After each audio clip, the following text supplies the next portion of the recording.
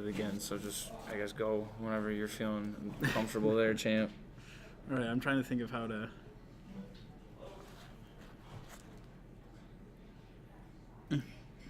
This is gonna be a shaky transition at the top, but it'll be all right. Yeah, we'll get cleaner as it goes on. I mean, that's fine. We're It's just a free for all right now. That's a free for all. No big deal. All right. You ready? In 5, 4, 3, 2, 1. Good evening and welcome to the Gimmick Gorilla podcast. This is episode 4, I believe. The first ever episode 4. Recording live in North Tonawanda, the historic, I think we can call it now, Witters Sports Bar. We're in the back corner here. I mean, a packed crowd, though. Absolutely. We're going to be in the rafters soon here, and the fans are still filing in. We like the background noise. Yeah, we actually had to charge admission tonight. We like the background noise to make you know that we're actually live. There's actually real people. It is live. Here. We're not lying about that. No, we're not lying. We do it live. That's how we do it here. We're recording at a different time this week. Monday Night Raw is about a half hour away. This is Monday, February 12th. Big Raw actually coming up too. We should comment on that. We didn't mention that. We should. I think real quick. Yeah, absolutely. There's a fatal 4-way tonight. Second Again, chance. We're recording before this. Finn Balor, Matt Hardy, Bray Wyatt, Apollo Crews. Apollo Crews wins. I mean, am I right? Obviously. I think everyone sees that coming. So who's it going to be? Finn Balor? It has to be. Ridiculous. So it's got to be Apollo Crews. I think that's the most obvious. If people don't see that coming, it's got to be Balor. Obviously, you get Matt Hardy, Bray Wyatt. They do their thing. Yeah. Apollo's just whatever. There for a couple spots. He's there so Finn can pin someone. So that's happening tonight. I don't know what else is happening tonight. We're getting Sasha versus Bayley. I heard that was announced earlier this afternoon. That's interesting. Yeah, so they think a heel turn could be coming for somebody there. We've been saying that for every Monday for the last 2 years, so I don't know what. It's bound to happen eventually, right? Here comes the heel turn. Here it comes. And then they hug and they all cry and walk back. Anyways, let's go back to last week. Some important notes here. SmackDown released their top 10 list. Much awaited. I pulled it up for us here. And so the top 10 list is supposed to be, it's interesting because the wrestlers themselves vote on this. Supposedly. Allegedly. Yes, allegedly. And it's supposed to be for giving new opportunities to superstars. And what's odd, though, are the two champions are 1 and 2. AJ 1 and Charlotte's 2. And the Royal Rumble winner is 3. The guy who's going to get a title shot is 3. So it already seems like a hoax. Ty Dillinger's number 10, which... When I read that, I was like, come on. They should have at least made him number 9 so it didn't seem like it. Right, so... yeah, this is such a joke. I don't get what... And this is what I don't understand. I thought it was single superstars. There's 2 tag teams. There's tag teams in there. Is this the Cage Side article that talks about why it's confusing? Yeah, it is. Yeah. So this is supposed to be about opportunities, but we're going to get... Kevin and Sammy are not on this list. They're in that They're in that Fatal 4-Way, right? And that's going to become a Fatal 4-Way. It's going to be a Fatal 4-Way, and what's interesting, though, is the other competitor in that Fatal 4-Way is either going to be Dolph Ziggler or Baron Corbin. And they're nowhere to be found. Not on that list either. Nowhere to be found. The point of now the list has already become obsolete, if you will. Oh, I see what you did. I see what you did there. Brother Nero, I knew you'd come from I knew you'd come. You know, I have another interesting thing, too. You were talking about the champions being 1 and 2. Are the Usos not the tag team champions right now? That's true. Why? The Usos are up there. I mean, New Day is ahead. Yeah, by a landslide at 6, and Usos are at 7. And you can't. There's no way that the wrestlers back there. I'm sorry, but there's no one who's voting on Randy Orton. God, I'm sorry. There's no way. So I was actually, I gotta say too, like when I heard the announcement, I was a little bit excited because I think everyone was. I thought, okay, maybe this is actually because SmackDown. They seem to bill SmackDown as that innovative show. Like yeah, they're not afraid to try things. Before. It's the land of opportunity, as you will. Allegedly. Yes. But now, after this whole list, I'm kind of confused. After week 1, it appears to be a total fluke, and I don't even know what you do with it from here. No, because you got Randy Orton has zero storyline right now. Bobby Roode, he's a champion. Why is he on an opportunity list? There's not a single heel on this entire list. No. But Sammy and Kevin are the guys who are going to be in the title match at Fastlane. And they're not in the top 10. No, so I feel like and Ziggler and Corbin, one of those two are going to be in that match. I feel like they've completely dropped the ball on this already. We have a visitor. We do have a visitor. Here. Yeah, he's a listener looking for some autographs, but we're busy right now. I was waiting for comment on the SmackDown top 10 I was waiting list. something. You want to weigh in? You want on to jump SmackDown in it? Yeah. What do you think? About what? Come here. Come over here. Come around to the mic. We want to know, like, did you actually see the list? Here, come around this way. Come sit over here. Yeah, come sit over here. Did you see the list? The list of Jericho? No, the top. Did you see this top 10 list? No. So Daniel Bryan announced last week that he would be doing a top 10 list of people that are going to get opportunities on SmackDown. But if you read the list here real quick. This list is put together by wrestlers. Allegedly. So the locker room votes on this list, apparently. That's what they tell us. Allegedly. That's what they're telling us. And it's supposed to be based on, like, if you are seen, if you're doing great in the locker room, people like you back there, they think you're putting in the effort, you're doing great in the ring, you're supposed to be getting ranked higher on this list. And then you're supposed to be given opportunities based on that. And AJ, the two champions, AJ and Charlotte, are number 1 and 2.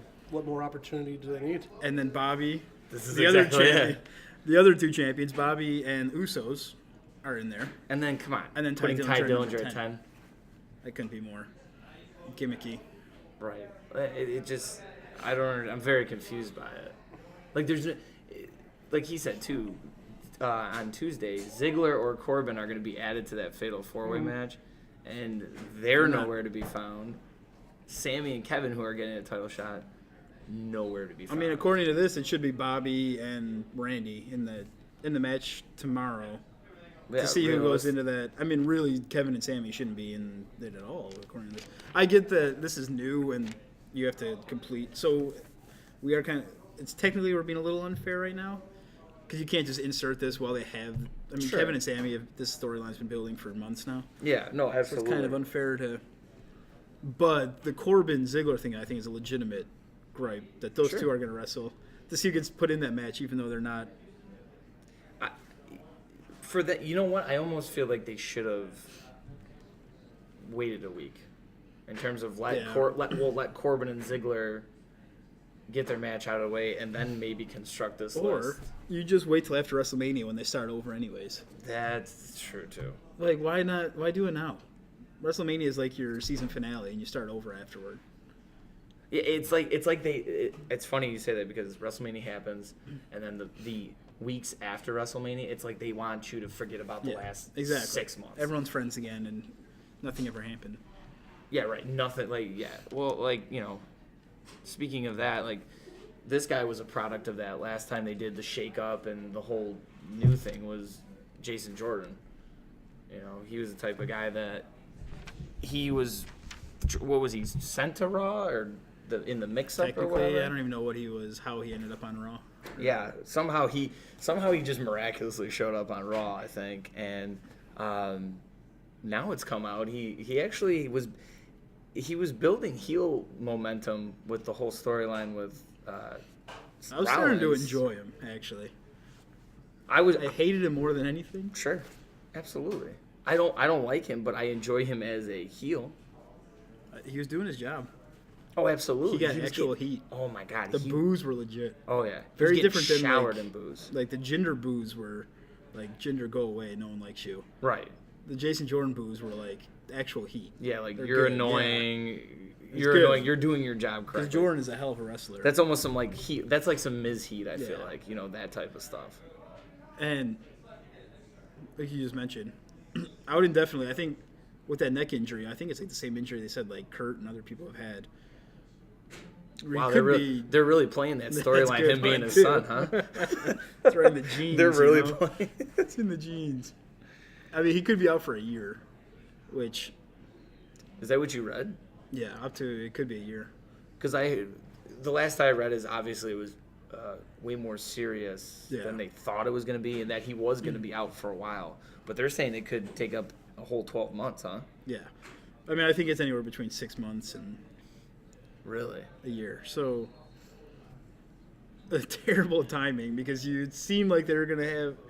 I mean, I keep going back and forth. I thought Jordan was going to be Kurt Angle's opponent at Mania, but then it seemed like it was going to be Jordan and Seth Rollins. Right. Which would have been a great match. I don't think people would have cared, but it would have been a good in terms of the wrestling. In wrestling? Awesome. Absolutely, yeah. From a storyline standpoint, it would have been stupid. Whatever. It would have been a payoff. It would have been a blow-off match. Here you go. Here's some wrestling. Unless they're going to do it. That would have been too early to do it at Chamber. But they leave Seth Rollins in, like, limbo to do. I don't know what they do with him now. If it's me, I've been talking to people, and I feel like you and I mentioned this, though.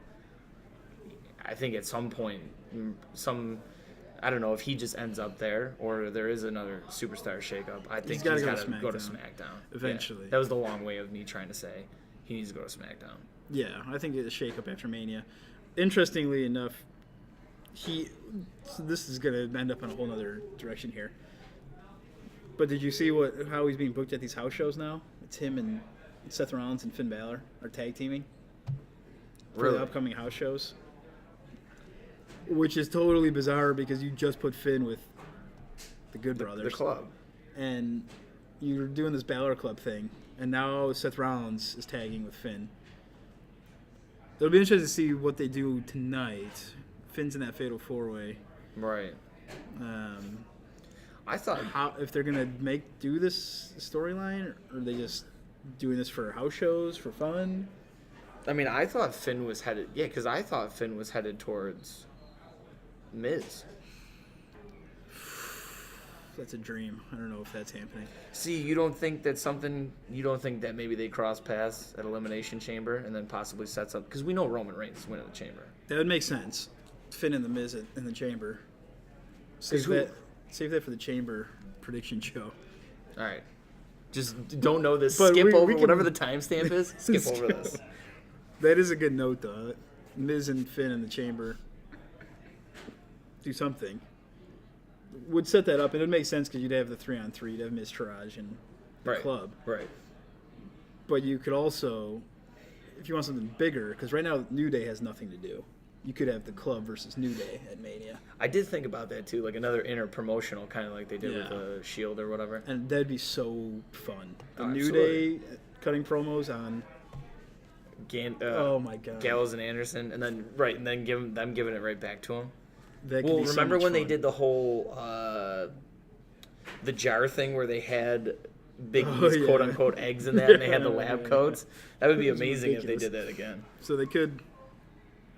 There's potential there for that. But yeah, I think everyone would like to see Finn get a shot at the title again. But please, he's over enough without the title. But I think the title would definitely enhance, or he would enhance the title. I think it would look fucking good on him too. Absolutely, the Intercontinental Championship with the white strap around. I'd have posters above my bed, like on the ceiling, right? Yeah, so right above. Right when I wake up at night, you're just looking up. That's the first and last thing you see. No, nothing on, just the belt. I want nothing else. Just the belt. Just covering it a little bit. Just a little bit. Covering. God, that'd be something. But yeah, I mean, Jason Jordan being out. Do you think if he's out to up to a year, do you think we even get the Seth and him payoff match? No. Do you think he? What's interesting though is Kurt Angle's gonna be gone by the time he comes back. I don't think Kurt hangs around past Mania. You don't think so? No. You think they shuffle in another GM? Someone else is gonna be GM. I think. I guess they may have signed Kurt for longer. I don't know how much longer he's gonna be GM. Yeah, it could be a while.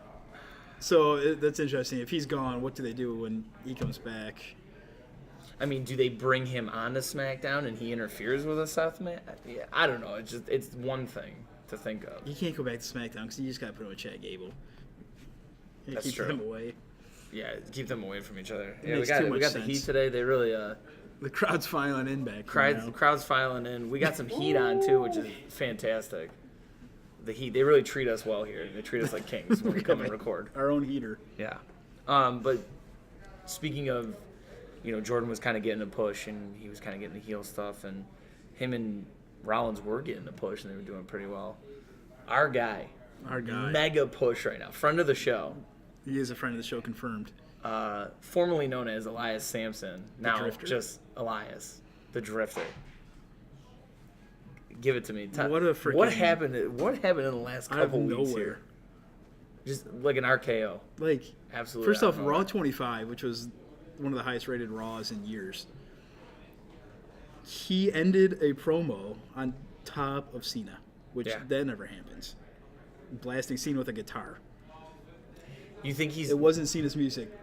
Oh, no. End that segment. Right. It was Elias's. He walked out on top. Yeah. Incredible. Did not see that coming. And then he main events Raw in a triple threat with Cena and Strowman, right? Yep. And wins. Pin Cena, right? Did he pin Cena? Yeah, he pinned Cena. Clean, right? No. How did he? Business, I don't remember how it went down. It was clean-ish. I think it was clean. Yeah. For the most part. Didn't Strowman took out Cena basically? Yeah. It was technically a clean pin, but Strowman did the work. Right, clean pin, but it didn't make Cena look weak, of course. Yeah, Strowman beat the hell out of Cena. But it made... And Elias got the pin. I think everybody got the best of that match. Yeah. Everybody gained something from that match. Yeah. You know, who needed to? Cena doesn't need to, but Strowman obviously always looks strong in his matches. And then after that, he beat the hell out of Cena for like 5 minutes. And the place went wild. Yeah. And it was fantastic. For some reason, they didn't go to black. They just kept... It seemed weird, but... You want to know something? Side note again, but remember a couple weeks ago when I felt like they kind of left it on air too long when Finn got beat up by somebody in the ring. I think it might have been... Oh, I know what you're talking about. And then him and Gallows and Anderson lifted him up. Everyone was like, thought Gallows and Anderson were going to hit him or something. I thought so too. The way it was so eerily silent, yeah. And they were just kind of standing there. No. I'm thinking these guys are about to give him a magic killer. That was their face turn.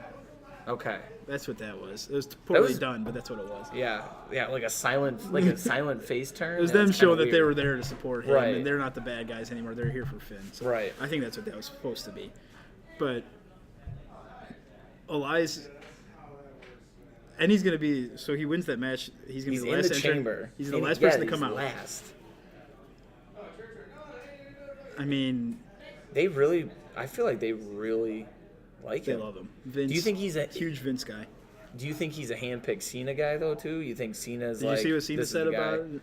I didn't. What did he say? Cena, there was something on Cage Side Seats about something. Cena likes him a lot. Cena basically gave him a stamp of approval. So he's like the next Sheamus? I think there was something along the lines of like Elias was talking to Cena about like, what do you think about the Walk with Elias thing? Like WWE stands for Walk with Elias. And Cena was like, oh my God, it's amazing. You got to go out there and do it right now. So Cena likes him. So it could be one of those. Cena goes to Vince and says, I think he's great. I mean, I'll tell you right now, I'd rather have him than... Because remember, I think it was it Cena and Triple H were huge Sheamus guys, and Sheamus got strapped to a rocket and pushed to the moon, and he got the championships and all that. I'd rather see Elias. I think Elias is great. I love his gimmick. It's a great gimmick. And he's not good. He's a pretty good wrestler. I was gonna say he's thick. He's a Vince. Is one word to describe him. Thick. He's a thick daddy. He's thick with two C's. He's a thick daddy. THICC, not just one C. He's a thick guy. I'm definitely excited for him though. So what do you think they do with Elias though after Mania? Do you think he has an interaction with Cena? I still think at the Chamber. So I'm still thinking that I said I think a couple weeks ago that we were going to get Cena versus Elias at Mania. Mm-hmm. I still think that's one of their plans. I think we're going to find out soon about Cena Undertaker. I think they're waiting to see if Undertaker's ready to go. And if he's not, we'll get Cena and Elias. If Undertaker's ready, then I don't know what you do with Elias because I think you're going to do Cena and Undertaker. Right, that's my issue is if it does end up being that match, you put this work into the Elias Cena thing. What are you going to do with him for Mania? I mean, does he come in and interfere during that match? I mean, you could easily do an Elias thing at Mania where he's not in a match. He just comes out and he sings and gets booed, and then some legend comes out, and then Elias like hits him with the guitar. And like, yeah, you could that could pass. Some legend gets a huge pop and he buries him with the guitar and leaves. It could be a. I feel like for the hardcore fans though, that would be wasting him. Yeah. Not wasting, but you know what I mean. He wouldn't be used to his full potential. Like I feel like he should get a match. Or do you think they even throw him maybe in the Andre the Giant Battle Royal? There is one of our crowd members seems to think that could be it. They think he's gonna file him in there. I don't know. I think Lars Sullivan wins that, but It's interesting. No, I totally forgot what I was gonna say. Sorry, I didn't mean to cut you off there. Lars Sullivan. Damn, Lars Sullivan just throws you in a whole different direction. Well, we were talking about how you were saying about the legend, maybe getting him in there, and cracking him with a guitar. And I don't think that's that bad because he's gonna look fine. It'll be amazing to watch him perform at a freaking football stadium. I mean, Elias gets to just blast New Orleans and talk about how it needs to be cleaned up and all that. So tell him he's got no beads to throw out to the ugly girls tonight. Oh, that would be fantastic. I mean, that's pure gold right there. Someone comes out, takes the guitar over their head. The problem is, I think moving past that, this is what I was going to say.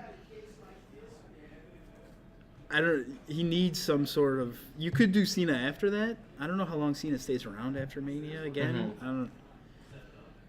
So that's possible. Maybe you get Cena Undertaker, and then you get one of those Elias comes out and starts up with Cena again. He needs something big to follow up. Right, like because you can't put him with the Mania. Miz, yeah, obviously. I think you can't. Roman's never going to lose the championship ever. So don't tell me that, please. Don't tell me that. I don't want to hear that. It's 10 years. 10 years. Universal Championship run. He's going to break CM Punk's record. Until someone hits him with a car. Hot take. Like Rikishi hit Stone Cold for the Rock. Until someone. What was I gonna say about Elias though? I did have a comment on him. I actually think that him and Cena might be a pretty good secondary pay-per-view match to actually get people to watch. Like I don't think you need it on a super grand stage. No, you don't. No, you're right. You know what I mean? I don't think you need. That's what I'm saying. That'd be great if they could do Cena and Undertaker. That'd be great if at Backlash or Payback or whatever the next one is, you could do the Cena Elias. Do that, and then Cena can disappear for a couple months. Because Elias has to win, which is bad because Cena can't keep losing. I know you want him to keep losing, but he can't keep losing. Although he did just beat Finn. I know, but realistically though, why can't he? Because you need him to be the guy to put people over, but you can't just keep doing it. You can't just have like a line of guys just show up and just keep beating him. I understand that. I think, well, I mean, maybe with Elias, then maybe it's a series of matches, like a couple. I guess. But like you said, how long does he stay after Mania? But maybe, or with somebody else, I'm saying, maybe Cena could have like a series of matches where, hey, he finally triumphs them eventually, you know? Yeah. Because I understand, but it just to me is I understand you can't have guys lining up and just boom, boom, boom, running right after that. I understand that, but he's basically the Superman. He's an untouchable there, and we know he's gonna get the 17 whenever. Maybe it's got to be soon too, because it has to be soon. It's got to be coming to an end for him. They can't wait because they can't just have him disappear for 3 years and then come back and win it. That'd be no. Do you think no one would accept that? Who would he take? I guess if we're just gonna real quick, who would he take it off of though? They should have had him beat Jinder Mahal back at SummerSlam. I agree though. Yeah, it's like the ultimate USA versus Vince's favorite storyline: USA versus the bad foreign guy. Cena wins. Can't believe it's 2018 and we're still working that storyline. And USA versus a foreign country. That would have been the best way to get Cena to get cheered too, because I think people would have been happy to see anyone beat Jinder. Agreed. Because Cena's gonna get booed when he wins that 17th. Oh, absolutely. Anybody but Jinder. Yeah, he'll get booed. But I think he could beat Jinder or Mojo Rawley and get cheered too. But that's probably about it. After that, I don't know what you do with him. We were talking about Mania season and what we're going to do with Elias here and kind of waiting on Cena Taker. Another big storyline out of WrestleMania season is, obviously we talked about it last show, is the signing of Rousey.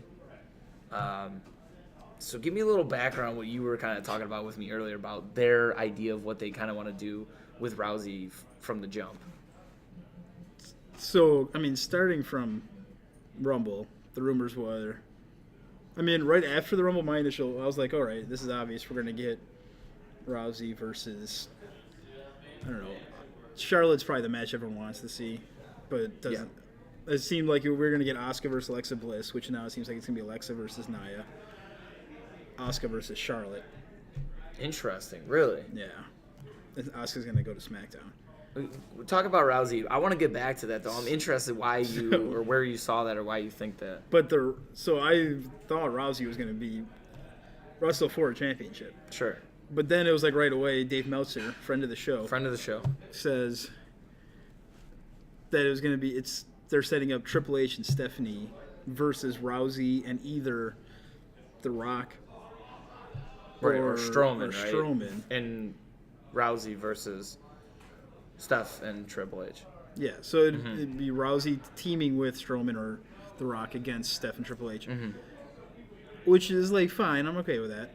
It's a good one of those spectacle matches. Sure, and I mean that was what was it, WrestleMania 31 in San Bernardino when they had the whole Rock Rousey Triple H Stephanie face off. That's why they want to do that, right? And I think if they can't get The Rock booked for that night, Strowman, they've already kind of planted that. They have the Survivor Series. Triple H and Strowman had that little. I can't wait to see face off. I would love to see that as a one-on-one match. Oh, it'd be awesome. Sledgehammer right to the face. Right, like a no DQ street fight type thing. It'd be so good. Absolutely. They need to do it soon too before Triple H breaks something. He can't walk anymore. Frail. He looks frail more than ever. I love Hunter. I'm the biggest Hunter mark there is. Yeah, me too. I mean, this has got to happen soon. So either way you go there, I think is good. But then Meltzer, friend of the show, said the report, I think it was just a few days ago, saying that Ronda Rousey's being brought in and put in this situation basically to benefit Stephanie and get her over with the mainstream audience and make her seem like basically just to make her more popular or more of a household name, which I think she already is. I don't know why she needs that. But that's basically. I'm glad you said that because that was my biggest. When I heard this, that was my biggest gripe. Because she's been around since 98, 99. When she was banging Macho Man, yeah. Or was Macho Man banging her? Yeah, that's true. Which way? I don't know. Whatever way. But right, she's been a household name. When you think of WWE, you associate the McMahon family. Yes, Vince first and foremost, but Steph and Shane are not far behind. A lot of people know the two of them. But this is her one. I mean, it's been all about Steph. The Women's Rumble announcement, she was the highlight of that whole thing. She's their brand ambassador. She does everything, which I'm fine with some of this stuff. Me too. I like Steph. So do I. I think she's a good character. I have nothing wrong with her. No. I like her a lot more than I know. A lot of people really don't like her. I love when she's out. Like I freaking love Stephanie. Oh god, dude, the way she gets heat too, she knows what she's doing. She's very good. She knows what she's doing. She knows how to just, jab at people, just really get under their skin. I know a lot of people like Wade Keller, who says friend of the show, friend of the show. He loves the show. Wade Keller hates Hunter and Stephanie and thinks that all they care about is promoting themselves. I see. Yes and no. I see what he's saying, but I don't completely agree with it. No, because look at what Hunter's done for NXT, I know. And look at what Steph's done for Hunter's the women. won one WrestleMania match in his life, so that's a good point too. And Stephanie's done a lot for the women. She's been around forever. It's not like she just showed up and was like, "All right, I'm going to go over this." So I don't know what to think of that assessment. That I think they would love. I mean, obviously, Vince would love those ESPN headlines the next morning showing Ronda and Stephanie in the ring together. Yeah, Ronda makes her in-ring debut, and there's Stephanie right there in the picture, too. I'm sure that's what Vince is all excited about. But I don't know, it seems a little bit of a stretch. I don't know if there's no way the goal of bringing Rousey in is to get Stephanie. No, because if I'm being honest, obviously I believe half of what you hear and see, but if I do believe any of what I see about Rousey, she could use all the pushing she could get in sense of getting over with the locker room. Yeah. I'm assuming she'll be over with the casuals, and maybe some of the hardcores are pumped who are, mixed martial arts fan and wrestling fans. But I feel like she would need the push more than one of the family of, a family member of the owner of the company. Yeah. You know what I mean? I think she's going to be fine in the locker room. Because she's going to make... It was like Nikki said last week, I think it was, that they weren't mad at her. They were mad at the booking. She's like, right, so how can you be mad at Rousey? You got to be mad at the bookers completely. Yeah. The agents, whoever's putting that together. So, take it for what it's worth. We were talking about Triple H, and speaking of backstage, big news on him. It's the most exciting thing for me. For today. For this week, this is most. Yeah, this is pretty big. This is a lot of potential. Yeah, he's back in charge. Well, I shouldn't say back in charge. He's in charge of 205 Live now, which, if we recall, he was also in charge of the Cruiserweight Classic, correct? Yes. Okay, so now Vince has kind of stepped aside, and he's letting him take it over. And now did H take over when they started the tournament? Like, is this his thing, the tournament? It was probably about then. That's about when I think the report came out like a week after that tournament started, so it was probably right around then. Sure. I mean, the tournament thing kind of fell in their lap because Enzo got the boot. So they kind of had to do They had to do something, right? They had to do something. But they started great. Having Roddy and Hideo, great match. Having guys getting Tyler Bate involved and stuff. A lot of interesting things. They bring in Rockstar Spud. Exciting. I think for the wrestling fans, it's great. Absolutely. Like, they want to see. I mean, I'm hoping we get a King Maxwell Rockstar Spud feud here at some point. Oh my God! It'll if we get that down WWE TV, but God, could you imagine how fun that would be? Damn it, the kid's got charisma. Let's put him on. Could you imagine if King Maxwell went on? The roof would blow off the place. God, it'd be so awesome. King Maxwell's great. You'd have to do it in Chicago or Philly or something, but yeah, it'd be so great. Right, a crowd that knows Impact. You have to do it like the Raw after WrestleMania, which is the most hardcore crowd there is. If you do it there, it'd be amazing. That'd be amazing. So having Drake Maverick in charge, that's fun. They want to focus on the in-ring action, which is what it should be, because those matches are always awesome. Yeah, like, Cedric Alexander's incredible. That's what they've been saying since the beginning. They always say, like, Corey Graves, I know he's told to say this line, but he always says it's like the most exciting hour of sports entertainment or whatever. Yeah. It could be if the booker put effort into it. Obviously, Vince has, and it's not totally Vince's fault. He's got a million things going on, and the reason apparently he's stepping down is because of the XFL. So he's giving Hunter this show now. I like it too because I feel like, I mean, I shouldn't say it this way. How do I want to say it? But I like that he's giving Hunter more responsibility and seeing where I think he's seeing where he goes with it. Yeah. He's made NXT a huge success. So I don't want to get too off topic. I'm sure I will, but what's interesting? What's his name? Yeah, this is it. So they hired Jeremy Borash or whatever. Friend of the show. I'm a huge Jeremy Borash mark, by the way. I used to love his work in Impact. I'm a big Borash guy. I think I just read something recently again from Meltzer who said Hunter's going to do 205 Live. The hiring of Borash is so that Triple H is going to start to let up on NXT. Really? And because another report said that Vince is going to start to ease up on WWE too. So Hunter's going to be more... Because of this whole Hunter's XFL venture? 205 Live, yep. Hunter's going to be full 205 Live. He's also going to have a way bigger say in WWE. And that's why he needs help now with NXT. So that's why that Borash signing. That's why they brought him in. So that's... Wow. I mean, NXT is going to be the best show ever. And Borash is with Hunter really still good. with him, sure. those two Absolutely. working together. The two of them working together. It's going to be great. And then 205 Live, Maverick, I think, said already, when they had him on the announce table for Raw, weeks, he said they're going to have a few surprises because they already don't have enough people to fill that tournament. Interesting. So they have to have people. They already had Roddy, I guess, as one of those people. Right. So there's going to be some names in there that you weren't expecting. It's weird that Ricochet has already been announced for NXT. I wonder, though, if he's in this still. He could still be in the tournament, although he can't lose. So I don't know what you do. You can't have Ricochet lose in the tournament. So, but you know what? I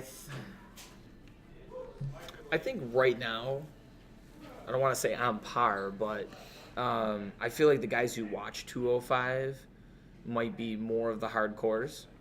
So I mean, if you put Ricochet on 205, I think he's still gonna get what he needs as an early guy, in terms of exposing him to the.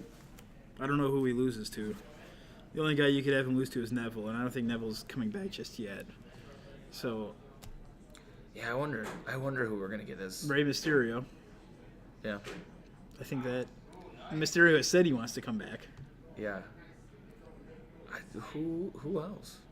Do you recall some of the guys that you used for the Cruiserweight Classic that you didn't necessarily sign? Zack Sabre Jr. He would be amazing, but he's in New Japan right now. Yeah. And he's like, you know who I'd love to see, but he's on a New Japan contract too, I think, is Ospreay. Yeah, you're not going to get... That's like could you imagine? Kenny Omega fetch there almost. Obviously nowhere near that scale, but... No, I know. You're not going to be able to steal him. That'd be freaking amazing. I mean, who do you use, though, too? I mean... I don't know. I'd love to see... You know who I'd love to see as a surprise, honestly? Is Apollo too big? Because I think Apollo is huge. Okay. I think he weighs like 240. Okay. Because, I mean, he's a small guy. He's real super small, athletic. but He's quick. Yeah, I'm pretty sure. For some reason, I took note. I think I heard when they announced him like last week. He's like 230 or 7 or something. For some reason, I remembered that. He's a big guy. He's a massive little guy. Yeah. Apollo has that wrestling style, which that's what I'm saying. Great in that, but yeah, he's absolutely big. So I don't know. Oni Lorcan, I think you'd probably see him.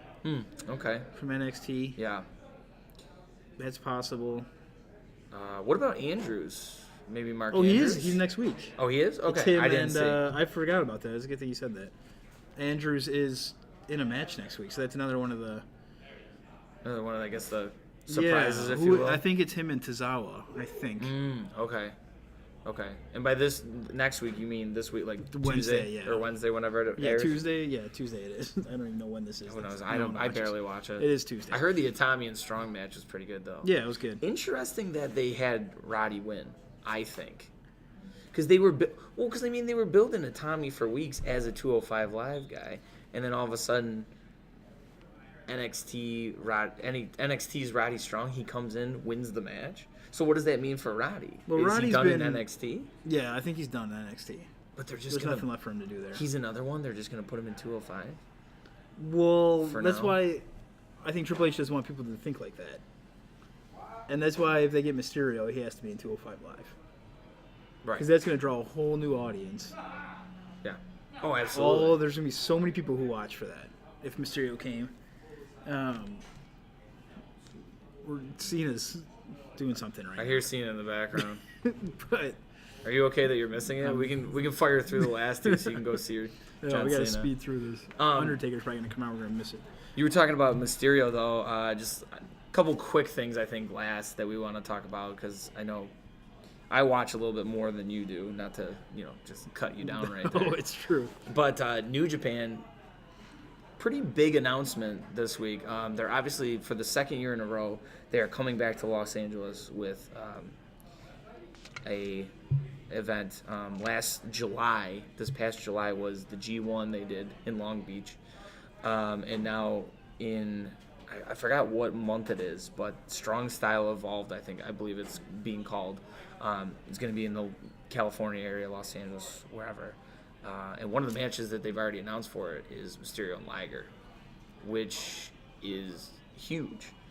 It's big for them to huge for New Japan. Especially it's in LA, which obviously Mysterio way over in California. Absolutely. He's from San Diego. So right. New Japan's on quite a roll. It's good for them. I think it sounded though like this is only a one match deal right now. Sure. But they see where it happens from there. The fact that they were able to pull off Jericho and now they're pulling off Mysterio and they're capitalizing off him just being in the Rumble. Yeah. Huge. That's huge. That's a good get for them. And I mean, Liger did. We were talking before we started recording. Liger did do one match for WWE, and it was at an NXT, and Takeover, and I'm pretty sure it was against Breeze. But he was a long-time staple in WCW too, Liger.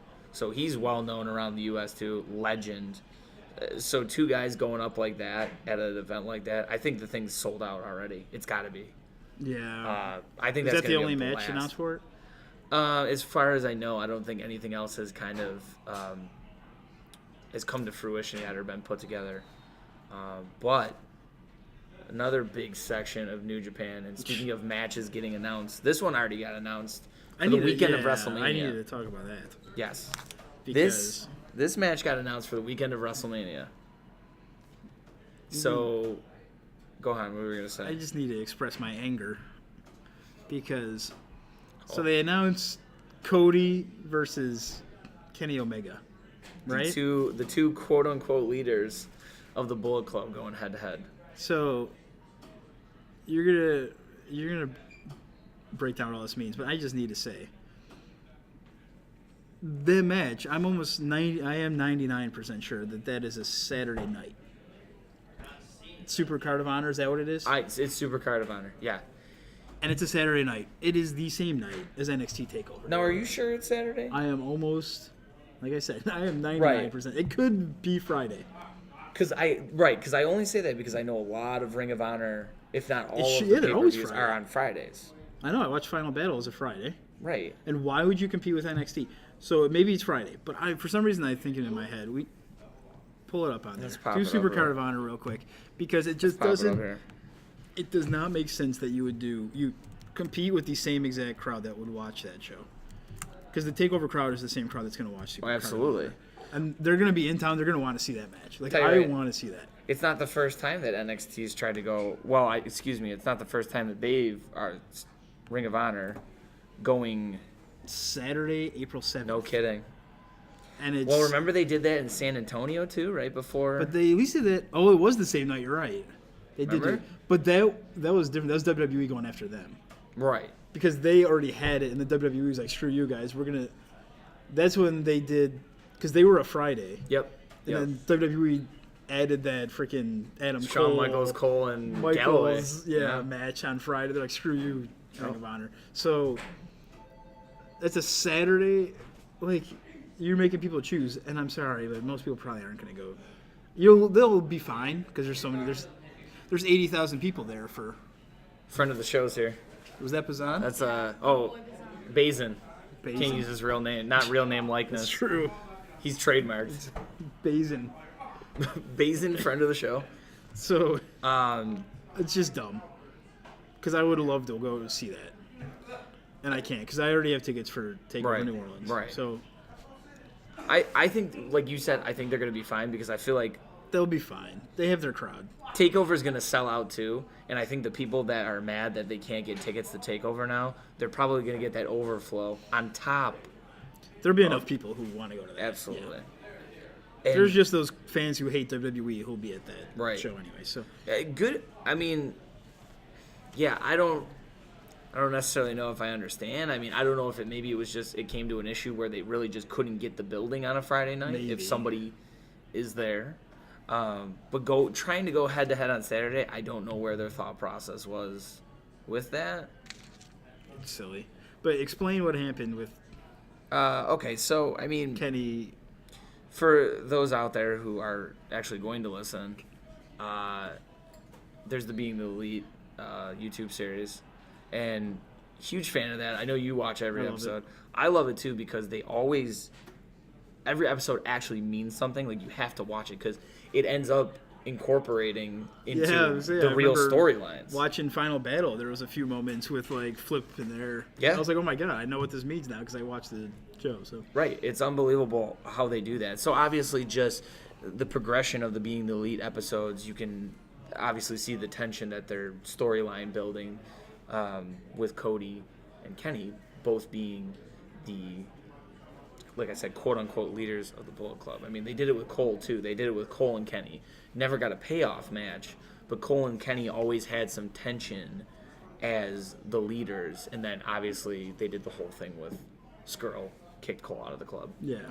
But back to this, where I think this is a lot better because Cody and Kenny are such both big names, and they both kind of have that ego, I guess I want to say, in the terms of, fan signs. Fans are bringing out signs now. Troy sucks. That's nice. It's amazing. That's well crafted.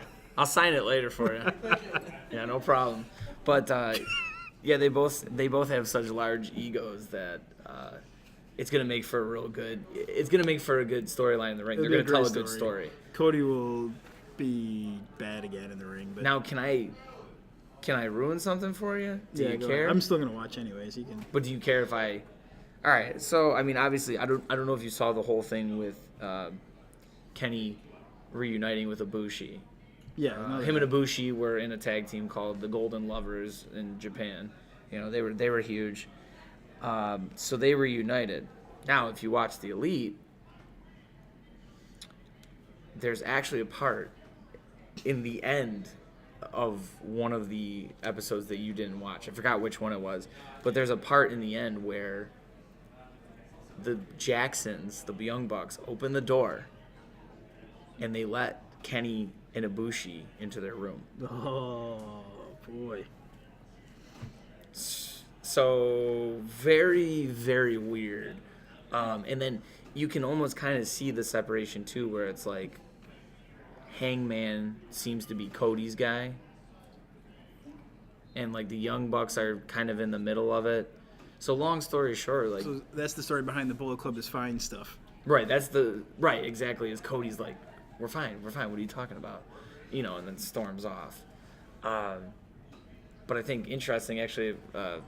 The fan who just brought up the sign here brought up a point to me that he thinks we could be seeing something like a NWO Wolfpack, NWO Black and White type thing. That'd be cool. I'd be in for that. Where the club splits in two, where, you know, maybe the Jacksons go with Kenny, and then Cody's got Hangman and whoever. So that was one speculation. I like that. I did hang on to that. Like, you know, I was like, you know, sometimes people throw out ideas, I blow it off. But that one, I was like, that could be fun. That's a cool idea. Be real fun, yeah. And yeah, especially like maybe if he adds Ibushi into their mix, or where that I want to really watch this match because there's obviously this is the culmination of the powder keg. It's gonna explode in that match, and I'm just curious to see which way it's gonna go. Neither of them have a championship anymore, right? No, Kenny dropped his to Dalton, right, and then Kenny dropped his to guy Jay White. Okay. So it's not, there's no title surrounding this. It's strictly, I think, just, you know, bragging rights, bad blood type of storyline. Is there actually heat between them, or is this all just? I think it's all a work. It has to be. I'm almost positive it's all a work. I think it has to be. And you know,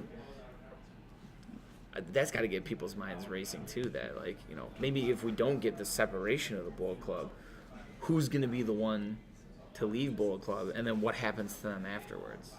So, to wrap this up, that question you just said, who leaves Bullet Club when it happens? How long until we see Kenny Omega on Monday Night Raw? It's happening. This is what I'm trying. That's the point I was trying to get to. I'm more confident now than ever that it's happening. Right. Because he basically said it. Again, Cage Side Seats, I think I saw. Friends of the show. They do a great job of just basically grabbing everything from everyone else. But they didn't put it all in one place I could read it all. Right. So they put it in the clear, concise manner. Where it's like, here's what they said on this podcast, right, so I can just figure it out. Somewhere, I'm going to paraphrase this, and I might even screw it up, but Kenny said in an interview, like, I didn't go to WWE yet because I wanted to do this thing with, it's Ibushi, is that? Yeah, Ibushi, yeah. He wants to do this thing with him. Right. But he, like, literally was like, I didn't go to WWE. I didn't choose WWE because I want to do this. It sounds like, all right, so he's going to do that. And now he can go to WWE. He wanted to do this one last thing. He wants to do that. Sure. And then it's off to WWE. And how old is he? 32? He's in his 30s. I think he's 32, right? So is that, like, that's Roman's age, I think. Yeah, probably. I mean, if you can lock him up for next year, I don't think you're going to see Kenny until Mania season next year, before or after. Right, because I still think he's on a year deal with New Japan. Yeah, he just re-signed or whatever, right? Right. I think he just recently. Because right around Rumble, right before the Rumble, it was right. Well, it's that the Wrestle Kingdom. Yeah. And he did that the year prior thing, with the Okada thing. He signed after that. So I think he does this thing with what are they? The Golden Lovers? Golden Lovers. They do this Great thing. Name. And then I think we get Kenny next year, and you could have Roman keep the belt for a year, because if Kenny's the guy who comes in and beats him,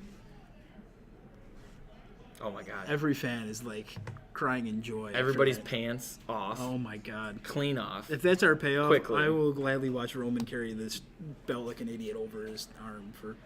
Absolutely, because you know what's coming at the end. You know there's light at the end of the tunnel. You know where the pot of gold is at the end of the rainbow. I'm totally okay with that. So there it is. Episode number 4. It's the shortest, Kenny I think. Coming to the WWE. How much I don't time know. What do we at? clock in at here? Let me look. Let's see. That might be our shortest episode yet. No, 50 minutes. We the did other pretty one was good. 50. We did pretty good. We're close. But we did a good job. We're keeping this one concise. Look for this to be uploaded tomorrow sometime, hopefully, on YouTube, SoundCloud. Where do you follow us on Twitter? Gimmick Gorilla, I believe, at Gimmick Gorilla. Yeah, pretty simple. GimmickGorilla.com is the website where there's no updates because we got to write shit. We'll figure it out. We'll put it together. We'll be there. For DJ and I, and from the glorious Witters in NT that just treats us oh so good. Yeah. Oh, wow, live crowd. The live crowd is still here. They're fired up. They're all fired up, all 2 of them. All right. Hey, thanks, guys. All right. Thanks.